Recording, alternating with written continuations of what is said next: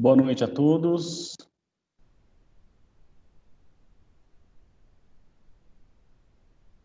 Só para relembrar vocês que nós estamos sendo gravados, tá? Essas aulas ao vivo estão sendo gravadas e vocês têm toda a disponibilidade de aparecerem e se manifestarem de forma verbal, falada ou não, tá? Fiquem bem à vontade. A disciplina de hoje é Administração Pública e dentro da administração pública vocês estão estudando o regime jurídico. Terminamos o primeiro bimestre, vamos agora para o segundo bimestre, e o segundo bimestre vai ser tratado a partir de atos administrativos e a diferenciação entre administração pública direta e indireta, tá bom? Bacana. Vamos começar tratando justamente das entidades da administração pública indireta, tá? Hoje nós estamos diante de uma circunstância dentro do nosso estado, dentro do nosso país, o Brasil, que é de se chamar a atenção por força da corrupção que o Brasil, não que não esteja passando, mas com a qual lutou há certo tempo atrás, pouco tempo atrás, e o juiz que ganhou o nome, o juiz Sérgio Moro, posteriormente foi chamado para ocupar a cadeira de ministro em um dos ministérios do governo que foi eleito, ou seja, daquele chefe do Poder Executivo da União que foi eleito. E nessa circunstância, na data de hoje, ele acabou solicitando o seu desligamento do Ministério. Então, no Ministério da Justiça, houve a sua retirada e nós estamos ouvindo aqui, seja pelas redes sociais ou até mesmo por meio oficial televisivo, as manifestações do chefe do Poder Executivo, o Jair Bolsonaro, em relação à saída do seu então ministro, o juiz Sérgio Moro, que pediu o seu afastamento da magistratura para o exercício dessa função, que é política, né? E isso tem muito a ver com o nosso conteúdo de hoje. Tem muito a ver para vocês terem essa memorização a respeito do que vocês estão aprendendo nessa disciplina. De forma inicial, eu quero só dizer uma coisa para vocês. Agentes públicos, eles podem ser classificados em agentes políticos, em servidores públicos de carreira, ou então empregados públicos, ou até um particular em colaboração, desculpe, né? Em cargos ou empregos públicos, e nós temos também o terceiro setor, que vai ser o particular em colaboração. Então, só repetindo, quando nós falamos de agentes públicos, temos os agentes políticos, temos os servidores públicos, que podem ser de carreira, pode ser um empregado público ou até um empregado temporário, e ainda nós temos a figura do particular em colaboração. Quando nós analisamos a figura de um magistrado, esse magistrado é um servidor público de carreira. E o juiz Sérgio Moro deixou de ocupar a carreira da magistratura naquela circunstância e optou por se tornar um agente político. Um agente político relacionado ali a uma função pública subordinada hierarquicamente ao chefe do Poder Executivo da União. Então, o que nós estamos tendo hoje aqui no Brasil, notícia de hoje, e claro que vocês podem estar assistindo essa aula futuramente, né? Não sei, não só quem está aqui presente, quero parabenizar o Aurélio, a Carla, a Malu, a Cristiane, a Daiane, o Everaldo, o Jackson, o William, parabéns pela presença de vocês, mas aquele que eventualmente esteja nos vendo num evento futuro, você vai se deparar então com essa circunstância. E o melhor disso tudo é que essa circunstância acaba servindo para vocês também memorizarem a diferenciação entre desconcentração da palavra descentralização. Então, o conteúdo de hoje, que é para nós tratarmos dos entes federativos subordinados à administração pública direta, e melhor, tratarmos da administração pública direta, diferenciando-se da administração pública indireta, a gente acaba por tratar também a respeito dessa questão de descentralização e desconcentração. Aí a gente acaba talvez memorizando com esse fato novo que aconteceu. Então, vamos pegar o exemplo de um ente pertencente à administração pública indireta. Quando nós falamos de um ente pertencente à administração pública indireta, a exemplo do que nós podemos falar de uma autarquia, essa autarquia, ela acaba recebendo uma personalidade jurídica própria, uma autonomia de gestão, uma autonomia financeira particular, e veja só, por mais que exista um vínculo, não há a questão da subordinação hierárquica. A autarquia forma uma nova personalidade jurídica, tem até um CNPJ, o que é exigido, né, pela Fazenda Nacional, e essa autarquia acaba não sendo subordinada, então, àquele órgão, aquele ministério da União para a qual ela foi criada. Já eu passo a tratar de pontos um pouco mais com uma nomenclatura melhor, só que por que eu comentei a respeito de uma autarquia? É porque é o seguinte, vamos falar da União, a União possui um CNPJ. A União, que é um ente federativo, possui um CNPJ, só que a União, ela decide se desconcentrar, criando órgãos. Então, nós temos diversos ministérios subordinados à chefia do Poder Executivo da União. Então, quem que exerce a função típica administrativa? O Poder Executivo. No âmbito da União existe o Poder Executivo e quem exerce a função administrativa perante a União, o chefe do Poder Executivo, portanto, é o Presidente da República. Só que a União, ela acaba se desconcentrando em diversos órgãos. Então, nós temos o Ministério da Saúde, nós temos o Ministério da Segurança, né? Da Justiça, o Ministério, diversos ministérios.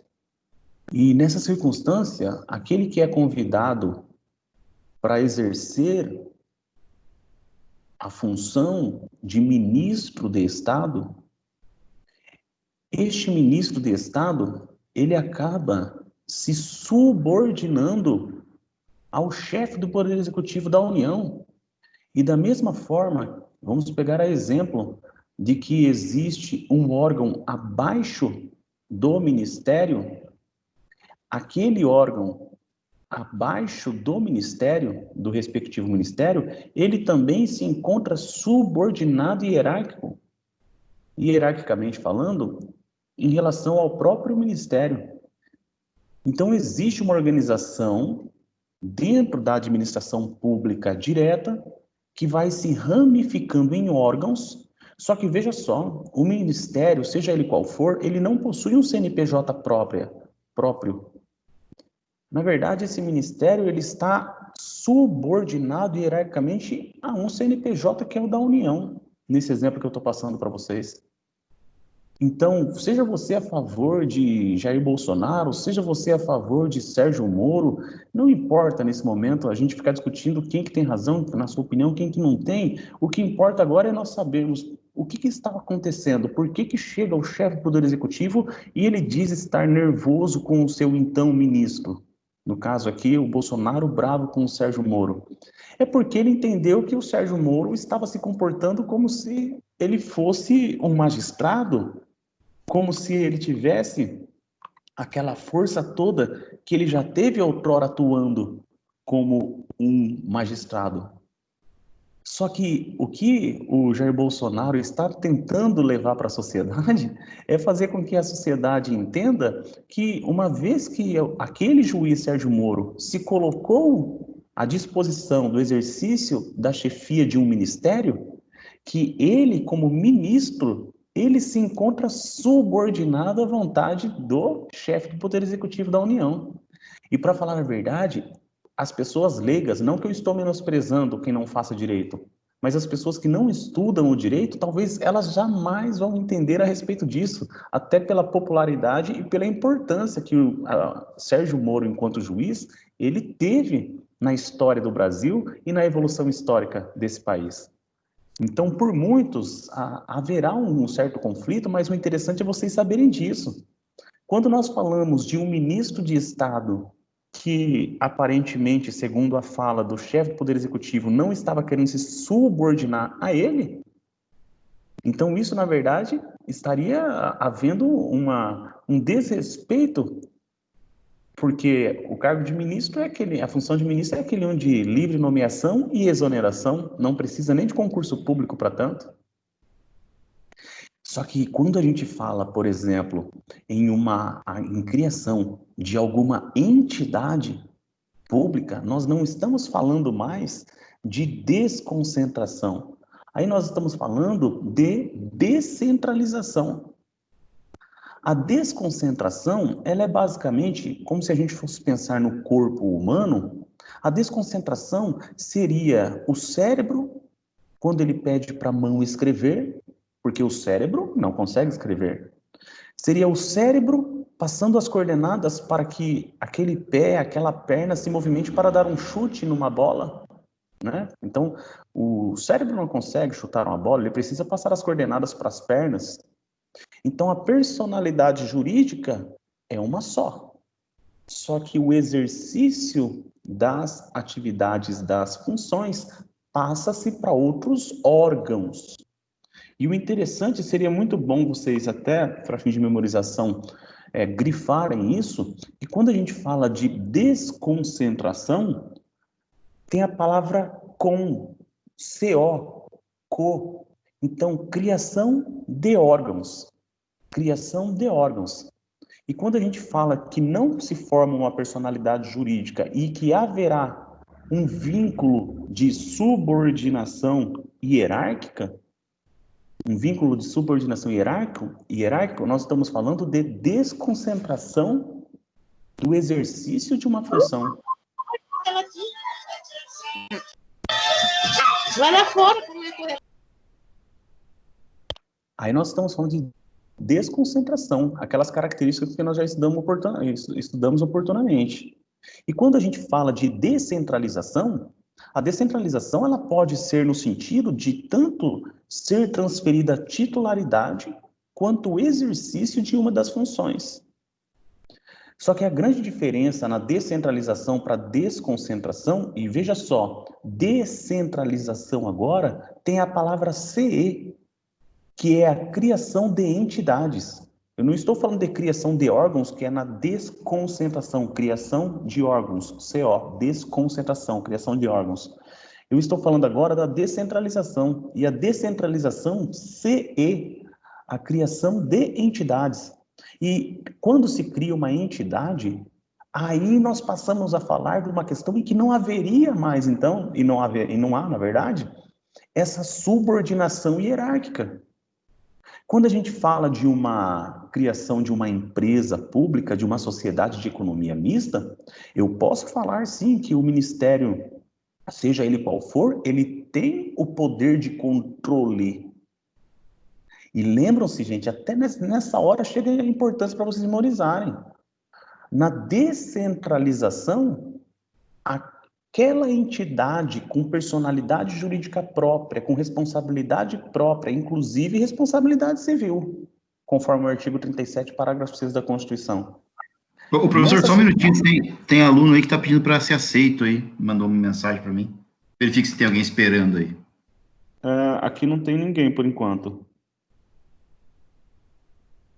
Mas pode falar aqui que eu recebo a comunicação.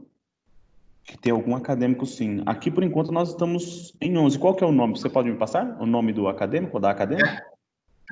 A Cleide. E a Cleide não passou mensagem, tá tentando entrar e não. Tá pra esperando. O... Uhum. Perdão. O Aurélio, se você estiver no grupo, passa, por favor, aquele link que eu mandei para você no WhatsApp. Eu passei Pra... já. Passou? Obrigado, hein? É que para mim, por enquanto, aqui não está constando para ninguém ser aceito, tá?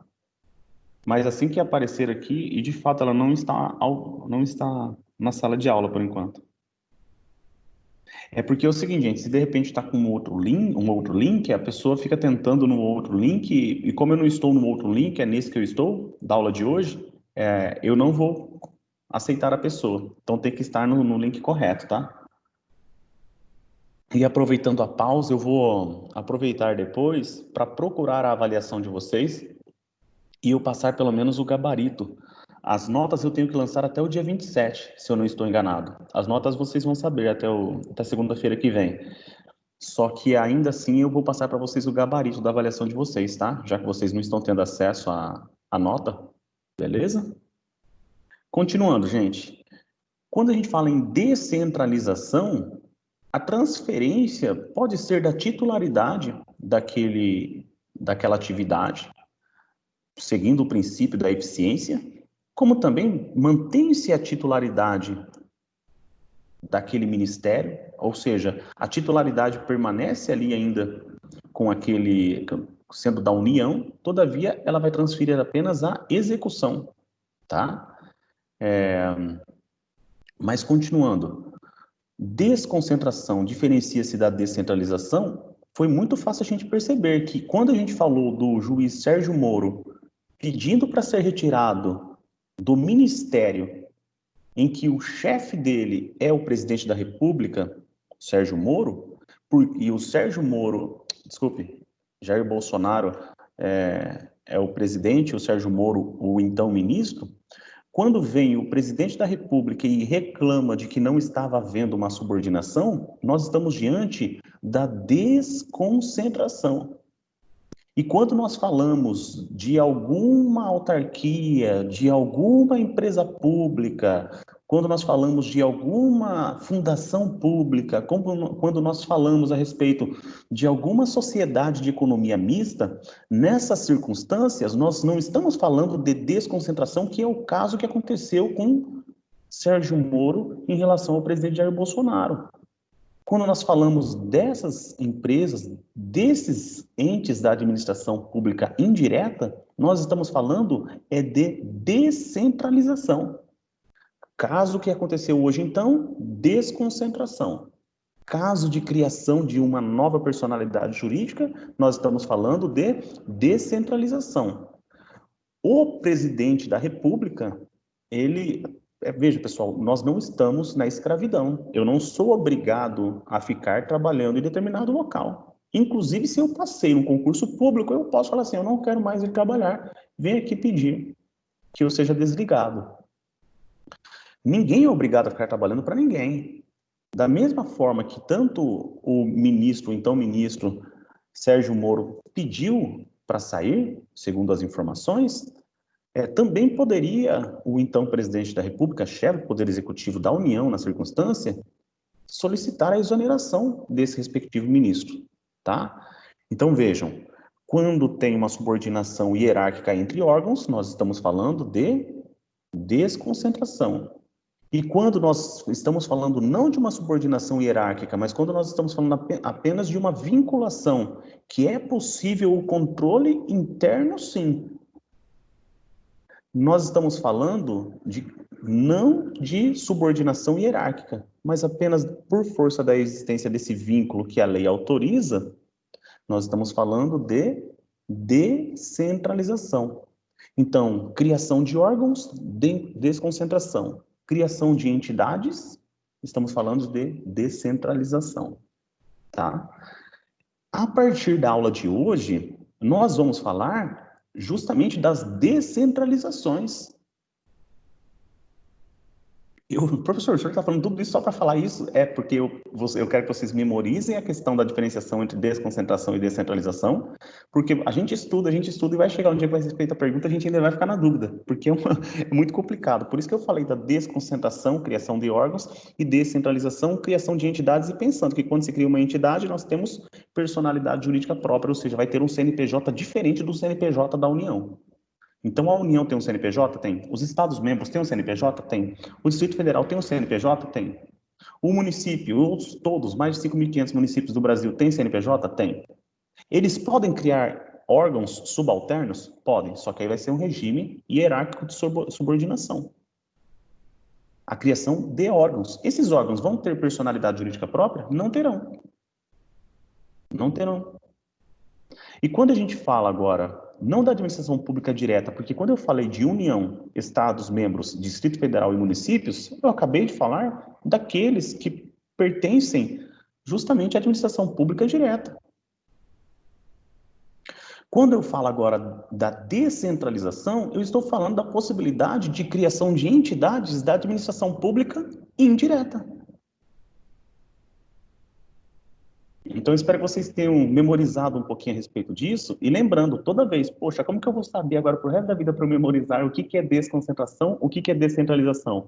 É só vocês lembrarem que no caso do juiz Sérgio Moro em relação ao presidente Jair Bolsonaro, o caso, o exemplo, o fato gerador dessa intriga foi justamente uma questão de necessidade de previsão na lei de subordinação hierárquica. E houve ali, então, um conflito entre eles em relação aceito me subordinar hierarquicamente ou não aceito, diante das circunstâncias que talvez a gente nunca venha a saber o porquê. Mas veja, caso então de Jair Bolsonaro e Sérgio Moro, desconcentração. Sérgio Moro não tem uma personalidade jurídica como ministro. Então, os ministérios, sejam eles quais forem, os ministérios não têm um CNPJ próprio. Eles estão vinculados, subordinados hierarquicamente à União. E quem que é o chefe do Poder Executivo da União, que hierarquicamente está no topo, em que todos os que ficam abaixo são subordinados? Presidente da República, que inclusive é quem escolhe, né? Alguém quer fazer algum comentário? Aqui em Tangará, o SAMAI é descentralizado, né? Isso mesmo. Aqui em Tangará da Serra, o SAMAI é uma autarquia. E é uma autarquia, sendo uma autarquia, conforme é um exemplo de administração pública indireta, a gente já está diante de uma descentralização. Isso mesmo. E os órgãos criados dentro dessas autarquias, gente? Aí vai ser uma desconcentração de um órgão que é descentralizado. Então, nós podemos ter diversos setores dentro de uma autarquia e a cada setor desse não vai possuir um CNPJ próprio. Tá? Então, vamos lá agora. Agora, então, é importante, diante de vocês terem tomado conhecimento desses aparatos iniciais que eu comentei com vocês, vai ficar mais fácil agora a gente saber das características de cada um dos integrantes da administração pública indireta. E eu gostaria até que vocês escrevessem quais são, fica até uma pergunta, né? Quais são os integrantes da administração pública indireta? Quais são os integrantes da administração pública indireta?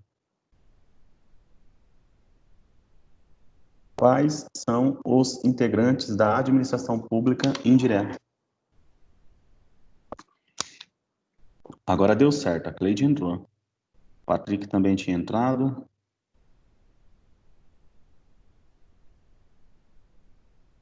O Everson, William, o Slaine, Lauane, Jackson, Everaldo, Daiane, como já falei, Cristiane, Cleide, Carlos, Aurélio. Todos nós presentes aqui. Então, quais são os entes da administração pública indireta? Alguém se arriscaria a passar essa resposta aqui para a gente escutar? Entre os integrantes. Os integrantes. Sei não. Então, anotem aí, por favor. Integram a administração pública indireta? Integram a administração pública indireta?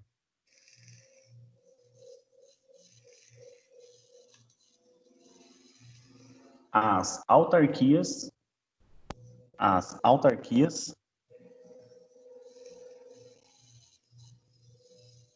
Fundações. vírgula, as fundações, e aí vem aquela, né? Professor, quando eu vou num cartório, não precisa escrever isso que eu vou falar agora, tá? Quando eu vou num cartório extrajudicial e eu quero criar uma fundação com o meu patrimônio, então tem o CPF do Pablo e ele quer criar uma fundação. Então, quero tirar o patrimônio do CPF tal e criar uma fundação CNPJ tal. Professor, essa fundação, ela, na verdade, ela é descentralizada do Estado? Essa fundação que o senhor está criando com o patrimônio do seu, que era do seu CPF, é uma fundação, é uma pessoa jurídica de direito público interno? Então é o seguinte, gente, quando vocês colocarem aí, primeiro eu falei autarquia. Para começar, eu não posso chegar ali no cartório extrajudicial e falar assim, ó, eu quero criar uma autarquia. Não existe, a lei não autoriza que eu, CPF, pessoa física, pessoa natural, chegue no cartório e fale assim, eu quero criar uma autarquia. Não existe previsão legal para isso. Na verdade, a previsão legal exige uma formalidade totalmente diferente de uma pessoa, um CPF chegar no cartório e falar, eu quero que seja criado uma autarquia. Muito menos chegar perante a junta comercial, porque a autarquia não tem finalidade, né? A finalidade dela principal não é a finalidade econômica. Ah, professor, mas eu conheço a autarquia que ganha dinheiro, levanta um dinheiro da encrenca aí, professor. Então, se ganha dinheiro, é outra coisa. Mas a finalidade não é econômica. É que nem falar do advogado. Ah, professor, estou sabendo aí que o senhor está bem, está ganhando dinheiro, o senhor cobra caro dos clientes. Não, não é assim que eu cobro caro. É que eu tenho direito a receber os honorários, professor? Porque fala que advogado só pensa, não, não é desse jeito. É que, por mais que um advogado fique rico, a finalidade do advogado é a promoção da justiça. Não é o dinheiro. O advogado não tem que ter finalidade econômica, inclusive pelo código de ética dele, ele tem que se limitar nas publicidades. O médico, da mesma forma. O médico, pô, professor, é caro pra caramba uma consulta, né? Eu tenho que ter plano de saúde hoje em dia no Brasil, porque senão a gente morre, não aguenta nem pagar plano de saúde, né? Não aguenta nem pagar o médico, as consultas caras. O médico também, a finalidade dele não é econômica, mas é a manutenção da saúde, da vida da pessoa humana. E quando a gente fala justamente agora de uma autarquia não tem finalidade econômica para eu chegar numa junta comercial. Tá? Junta comercial é para questão empresarial tem finalidade econômica, por isso que eu comentei a respeito disso. E eu comentei tudo isso para vocês terem a seguinte noção. A fundação que nós estamos falando agora, vocês têm que complementar essa palavra. Fundação, além da autarquia, também é fundação? Sim, só que é fundação pública. Fundação pública. Então, quais são os integrantes da administração pública indireta? A autarquia, vírgula, a fundação, só que veja, a fundação pública. Tá tudo? A fundação pública.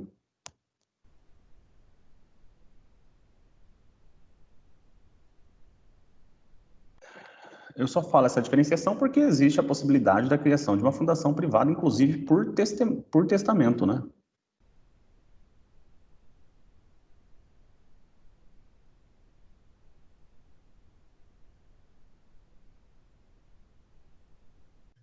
Geralmente os ex-presidentes, eles fazem fundações, né? O Lula fez, o Fernando Henrique.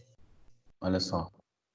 Tem muitas pessoas com projeto de vida de criarem, né, pessoas jurídicas com finalidade de assistência social e merecem aplausos. O meu ídolo Ayrton Senna da Silva tem a Fundação Seninha, né? Foi deixado, então é muito bonita essa questão. Continuando, gente, além das autarquias, além das fundações públicas, nós temos também as empresas. E do mesmo jeito, empresas públicas. nós temos as empresas públicas.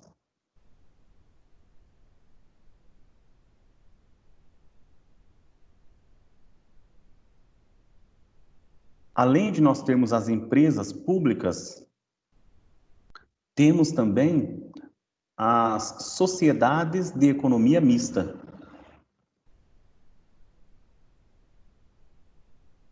Temos as sociedades de economia mista.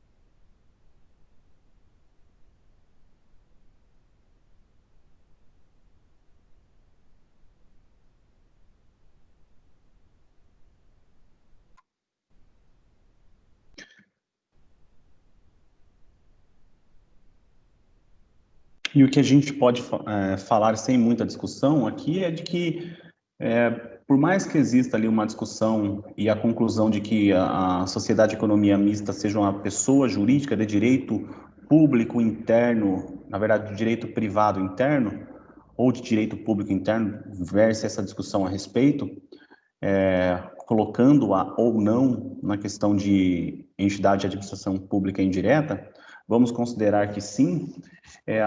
Quando falamos em autarquia, quando falamos em fundações públicas, quando falamos em empresas públicas, a gente está falando de pessoas jurídicas de direito público interno, tá? É uma natureza jurídica a respeito desse assunto que não tem muita relevância, a não ser para o próprio direito civil, na classificação das pessoas, e no caso aqui das pessoas jurídicas, tá? Mas essa natureza que elas possuem. Tá. Uma vez já esclarecido quais são as entidades vinculadas aqui à administração pública indireta, também temos a consciência de que aquelas organizações tidas do terceiro setor, embora pessoas jurídicas de direito privado, também acabam assessorando o Estado com formação de uma personalidade jurídica própria. Então, quando a gente fala de uma OCIP, quando a gente fala de uma organização não governamental, mas social, uma ONG, também temos criações de pessoas jurídicas aí que são desvinculadas do Estado, mas recebem algumas benéfices possíveis, né, para fins de subsistência, de sua manutenção. Para vocês terem noção, as pessoas jurídicas de direito privado, aquelas de finalidade econômica lucrativa, na verdade, de finalidade lucrativa, elas podem acabar abatendo do seu imposto de renda um percentual se elas tiverem participação na contribuição dessas entidades não governamentais, aí que prestam alguns tipos de serviços vinculados à cultura, vinculados ao lazer, ao esporte, quero dizer, e diversos outros que a gente vai estudar oportunamente, não na aula de hoje, tá? E eu até confesso que quando eu me formei, eu tinha um interesse de constituir alguma entidade dessa, só que é muito difícil, sabe? A vontade é uma coisa, praticar, encontrar pessoas que colaborem para tanto, e até mesmo a própria organização e fazer o seu gerenciamento não é nada fácil, e por muitas vezes é não remunerado. Então fica mais difícil ainda, né? Desocupar o tempo do trabalho aí para eventualmente conseguir desenvolver essa atividade social. Mas vamos então falar da administração pública indireta e coloque no seu caderno, por favor, o seguinte: a administração indireta, a administração indireta, a administração indireta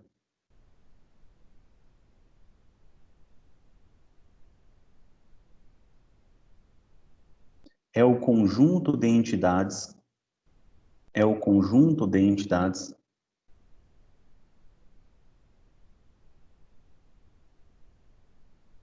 que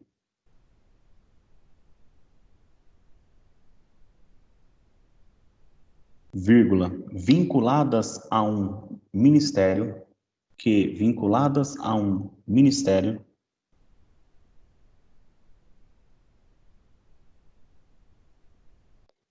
que vinculadas a um ministério, vírgula, prestam serviços públicos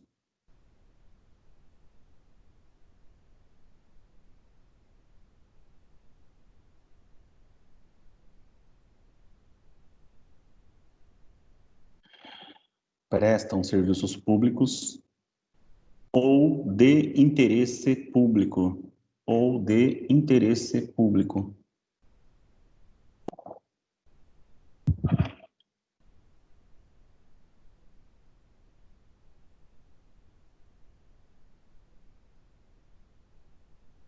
Ponto e vírgula. Cuja existência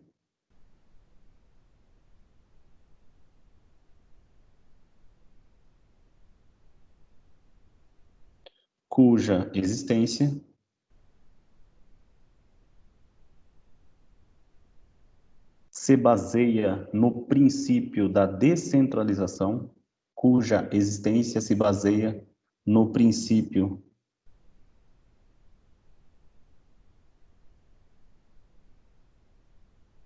da descentralização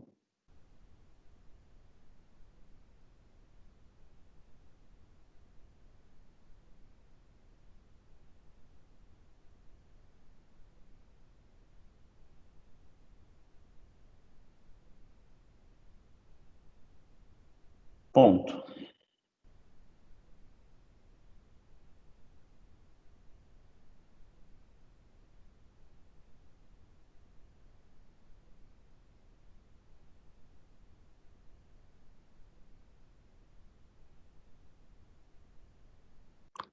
Vamos agora, então, tratar da primeira que nós vimos no começo da aula, que são as autarquias, ou seja, vamos tratar da autarquia agora, tá?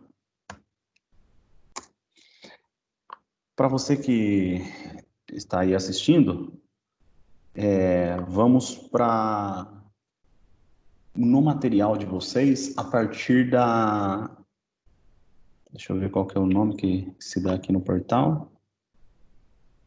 Vamos para o encontro 6. Encontro 6. Pode abrir o portal, então. Vamos para o encontro 6.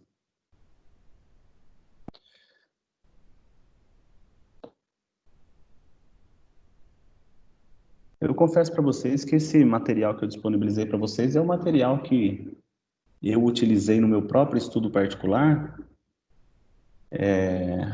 e que alguns artigos, quando eu citei do próprio CPC, são alguns artigos que vão precisar ser comparados com o novo código, tá?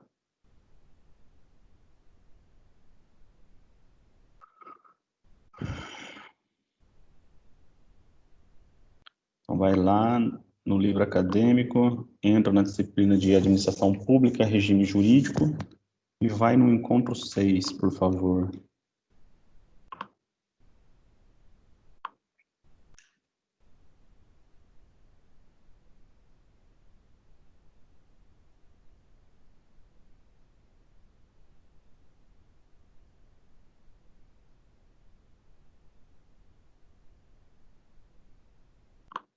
E pode ir em aula.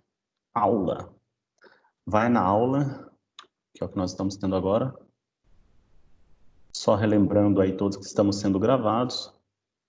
E relembrar a vocês, para vocês efetuarem as atividades do portal.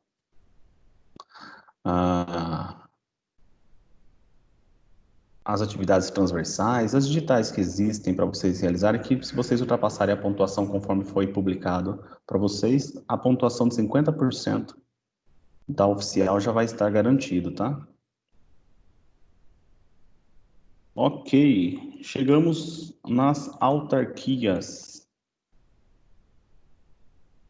Se você está acompanhando aí, desculpe, no seu material particular, veja só a conceituação de autarquias, tá?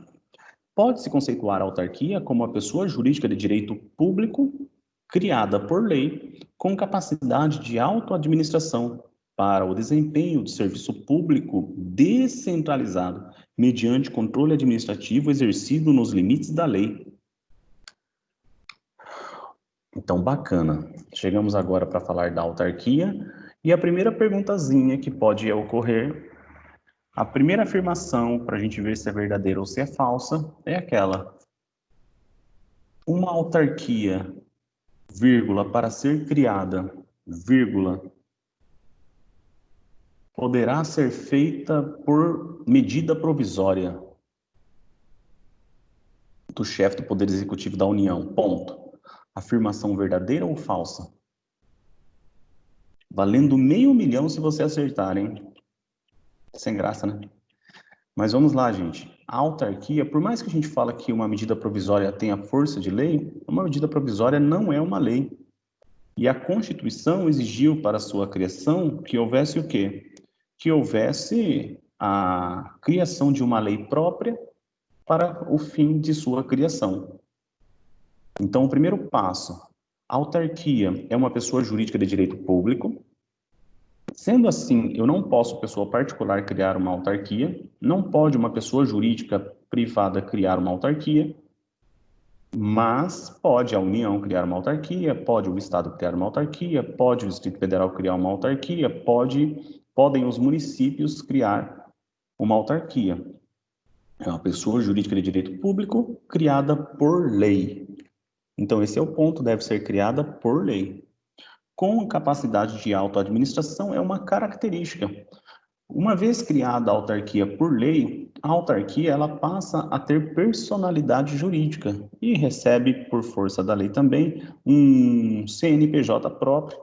E qual que é a finalidade de uma autarquia? O desempenho de serviço público descentralizado.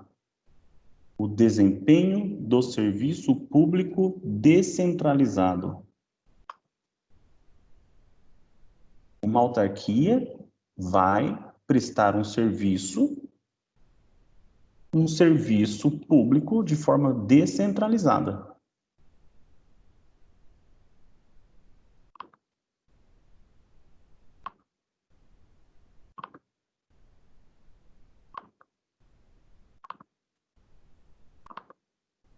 De forma descentralizada.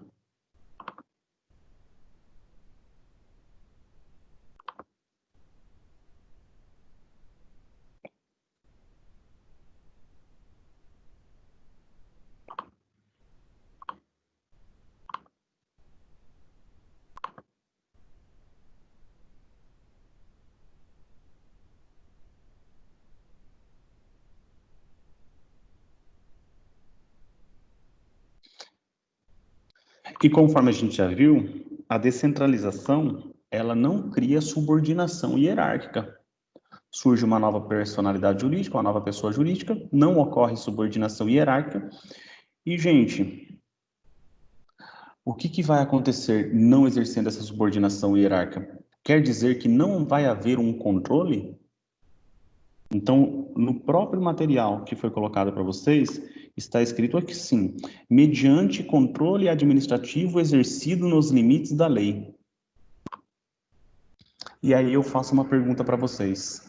Uma autarquia pode receber o controle daquele ente federativo que promoveu a sua criação para o bom desempenho do serviço público? Veja, para o exercício de um serviço que é público. Serviço particular não precisa, os particulares se viram.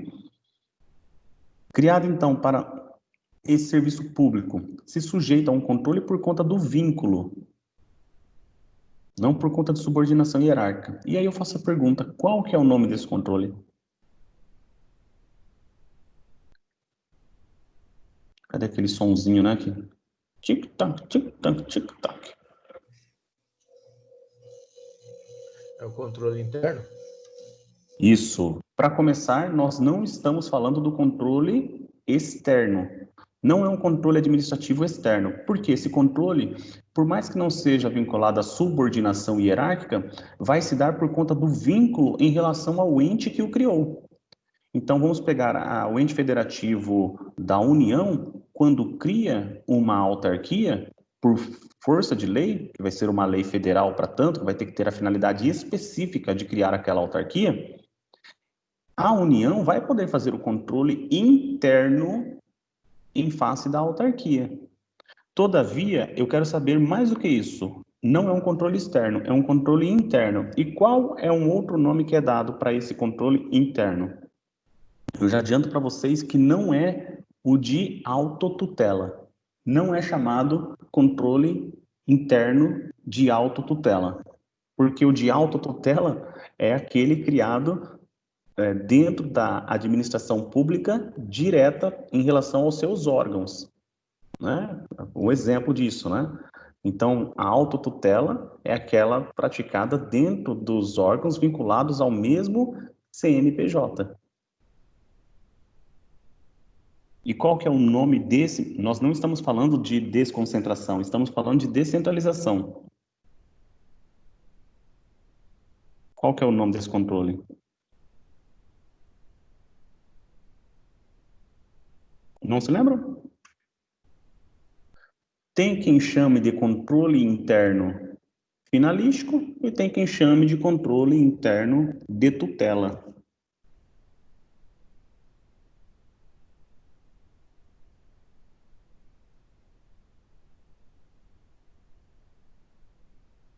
Bem-vinda, Elisângela. Então, anotem aí que é o controle interno finalístico.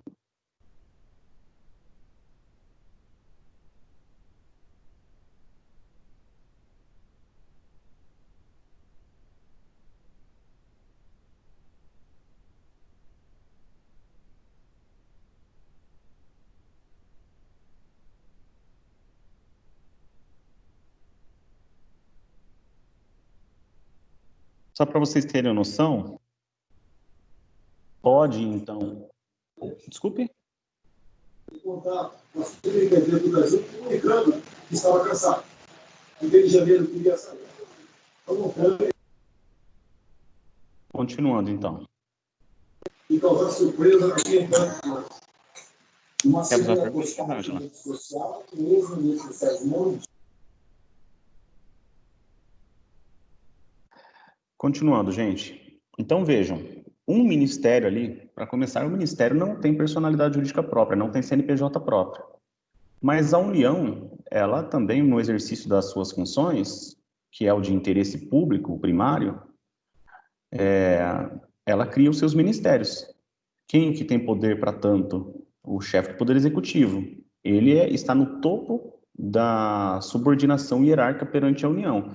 Sendo certo que se ele também não estiver cumprindo de forma correta os seus papéis, ele pode ser retirado, o chefe do Poder Executivo pode ser retirado de sua função. Ou seja, o presidente da República, na sua responsabilidade, que não é uma responsabilidade civil, mas uma responsabilidade disciplinar, ele pode acabar sendo retirado do exercício de sua função.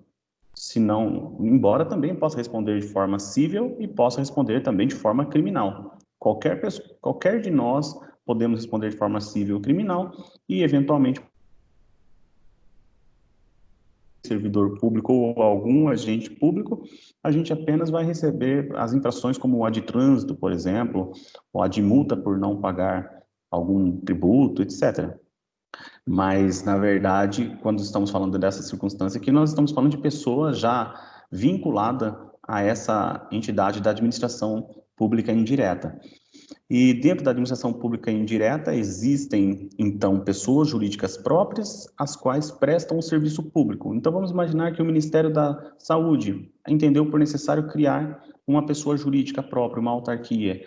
O Ministério da Educação, o Ministério do Desenvolvimento Social, e assim vai, pessoal. Só para vocês terem uma noção, olha só, Banco Central, o Banco Central do Brasil, o Conselho Administrativo da Defesa Econômica, que é o CAD, nós temos a Comissão de Valores Mobiliários, a CVM, nós temos a Superintendência de Seguros Privados, SSP, e as agências reguladoras, como exemplo de autarquias federais. Então, quando a gente ouve falar do Banco Central, que talvez seja o mais conhecido dentre todos aqui que estão participando da aula, o Banco Central é uma autarquia federal. Veja, o Banco Central, por ele ser uma autarquia, ele vai ter um CNPJ próprio. Já o Ministério da Economia, ao qual ele é subordinado, não tem um CNPJ próprio.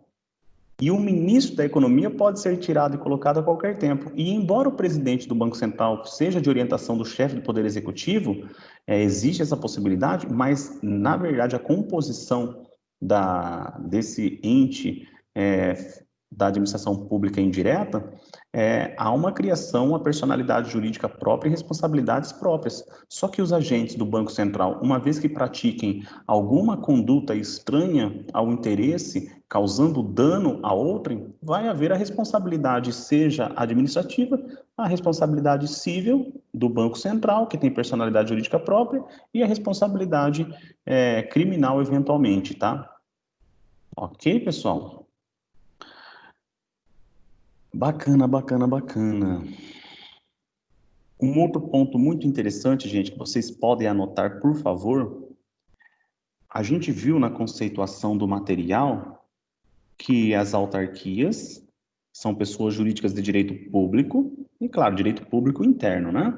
Criados por lei, então já vimos que a criação dela deve se dar por lei, com capacidade de autoadministração. Então, bacana. O que seria essa capacidade de autoadministração? Então, vejam, jurídica própria, a possibilidade, inclusive, de elas terem o próprio patrimônio e as próprias atribuições. Então, de auto-organização, eu posso, inclusive, falar assim, determinada autarquia possui um patrimônio próprio do seu CNPJ, vinculado ao seu CNPJ. Opa, tô bonito na foto, hein? Obrigado, hein?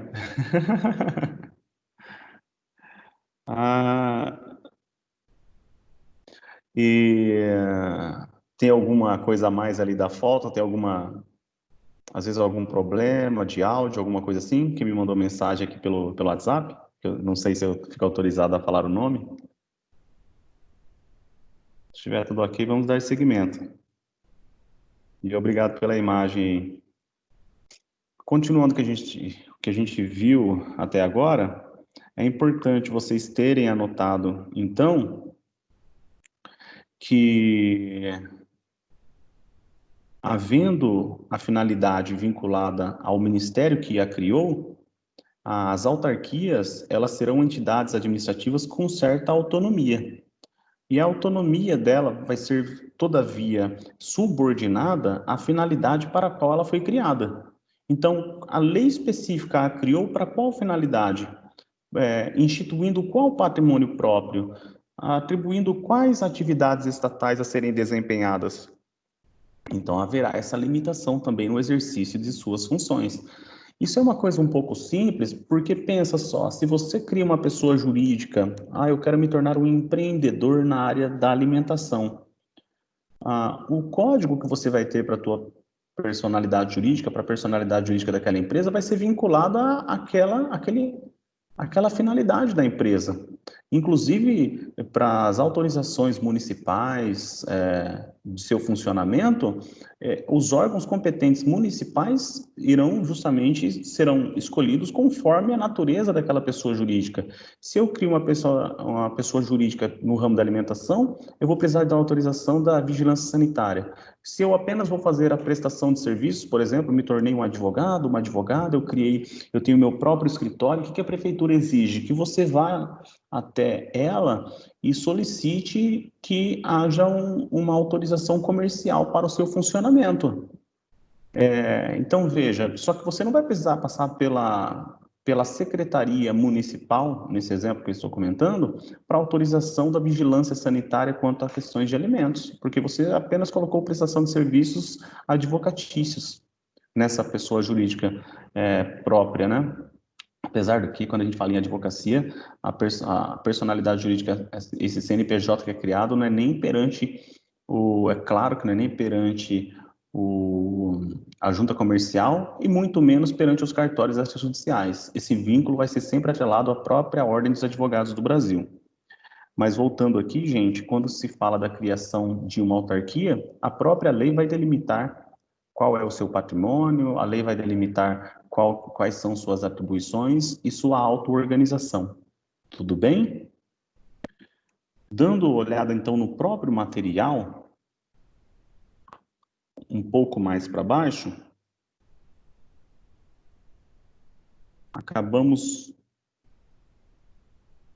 vendo alguns pontos já comentados, como a proibição de criação por decreto, por ato administrativo ou por medida provisória, mas com fundamento no artigo 37, inciso 19 da Constituição.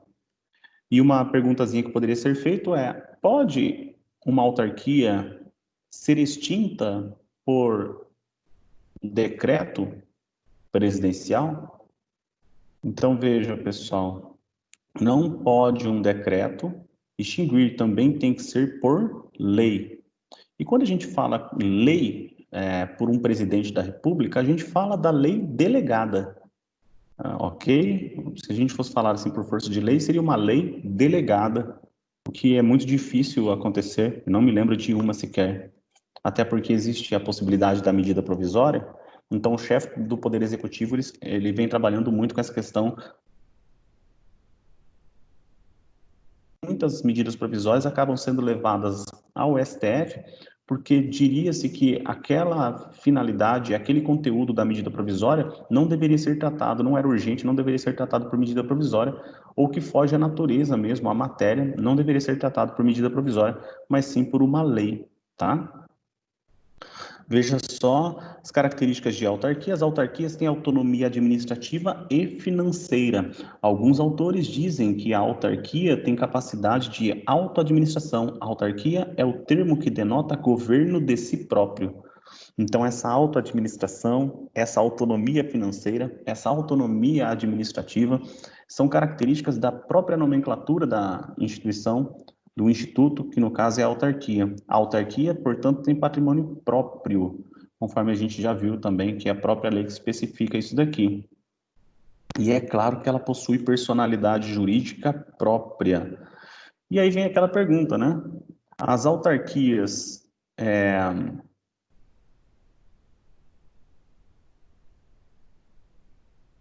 eu posso comparar uma autarquia a um órgão de um ministério? Então, a gente pega um ministério vinculado à educação, imaginamos, então, um órgão sendo criado dentro do Ministério da Educação e, ao mesmo tempo, a gente pensa em uma autarquia criada por força da necessidade da prestação dos serviços da educação de forma eficiente. Eu quero dizer para vocês que uma autarquia tem maior autonomia e significância por si só do que um órgão dentro de um ministério. Então, uma autarquia, ela tem essas características de, primeiro, serem criadas por lei, patrimônio próprio, autonomia financeira, autonomia administrativa.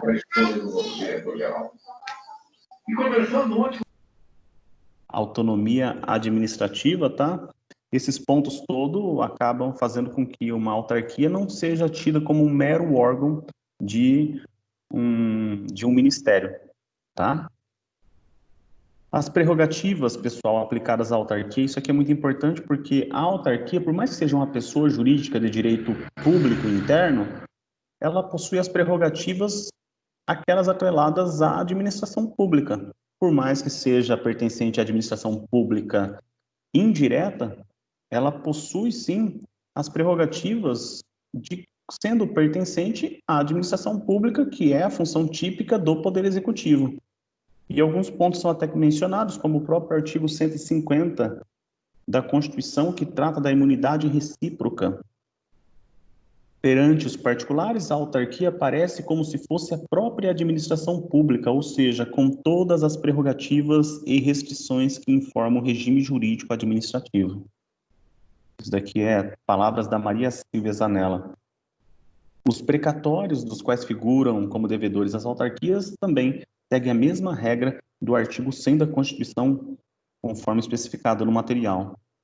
As autarquias da esfera federal, escrito errado aqui, se tiverem processo na causa, gozarão serão processadas na Justiça Federal, porque aqui nós estamos falando das autarquias da União, não estamos falando das autarquias estaduais nem municipais, tá? E também existe prazo processual diferenciado para as autarquias, a questão da sucumbência também como ente da administração pública estatal, portanto, e a faculdade de inscrever seus créditos e executá-las diretamente, tá? A responsabilidade civil das autarquias é aquela responsabilidade civil que diferencia-se da civilista. A civilista, ela, no artigo 186, diz que aquele que por ação ou omissão, por conduta dolosa ou culposa de forma intencional, negligente ou imprudente, violar direito causando dano a outrem, pratica ato ilícito. E o artigo 927 diz que aquele que pratica ato ilícito fica obrigado a repará-lo. Isso aí é uma teoria civilista que exige, então, a responsabilidade na junção de 4 elementos: conduta, dano, nexo de causalidade e culpabilidade. Quando nós falamos que ocorreu um ato ilícito praticado pela autarquia, um agente da autarquia em relação a um administrado, por exemplo, eu, você, nessa circunstância, quando eu ajuizo uma ação contra a autarquia, pedindo a reparação do meu dano, que pode ser exclusivamente moral, ou pode ser material e moral, ou apenas material, nessa circunstância eu não preciso provar a culpabilidade da autarquia. Eu vou me valer da responsabilidade direta pela teoria do risco, fundamentada no artigo 37, parágrafo 6º da Constituição. Então, essa também é a responsabilidade das autarquias, sendo certo, pessoal, que agências reguladoras e também agências executivas são pontos de características que ultrapassam, mas que são reconhecidas, né, para as autarquias já existentes e possuem algumas peculiaridades, conforme vocês podem ver pela mera leitura do material que consta na aula do encontro 6, tá bom? Nesse momento aqui eu fico aberto às perguntas, nesse final da aula do primeiro período, e a gente volta às 8h45 para o encerramento, né, para a aula do segundo período, e repito a todos vocês que, por favor, façam as atividades online, elas valerão tanto para a parcial minha quanto para a oficial, e nós estamos sendo gravados, tá? Eu vou até terminar aqui a gravação do primeiro período, já, vou só aguardar uma pergunta ou outra, e nesse meio tempo do intervalo eu vou procurar a avaliação de vocês e procurar também o gabarito para passar para vocês na aula que vem, tá? Estou aberto a perguntas aí.